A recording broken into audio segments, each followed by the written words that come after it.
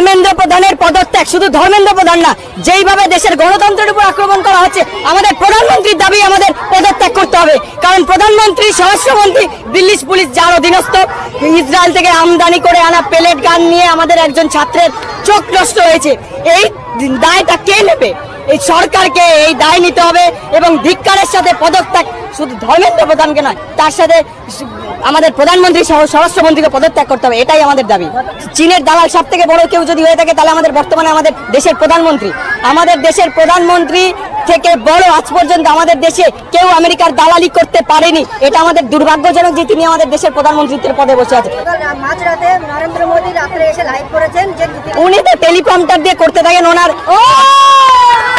উনি টেলিপ্রম্পটার দিয়ে সব কাজ চালান, কারণ উনি আমাদের উন্নয়ন তো কিছু দেখতে পান না।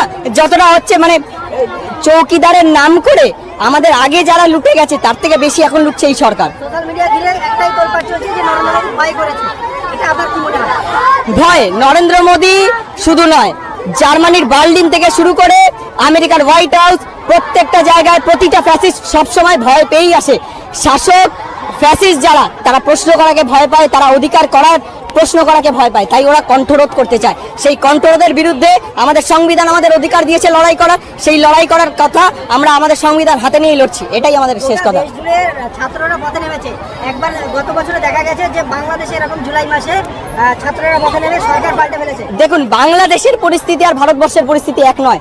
বাংলাদেশের পরিস্থিতি পরবর্তীতে সম্পূর্ণ একটি মৌলবাদ শক্তির হাতে মানে যে বিদ্রোহ সেটা চলে গেছিল, কিন্তু ভারতে যারা ডিস্টেট করে এত বড় মাথা চালা দিচ্ছে, চীনের দালাল সব থেকে বড় কেউ যদি হয়ে থাকে তাহলে আমাদের বর্তমানে আমাদের দেশের প্রধানমন্ত্রী থেকে বড় আজ পর্যন্ত আমাদের দেশে কেউ আমেরিকার দালালি করতে পারেনি। এটা আমাদের দুর্ভাগ্যজনক যে তিনি আমাদের দেশের প্রধানমন্ত্রীর পদে বসে আছেন।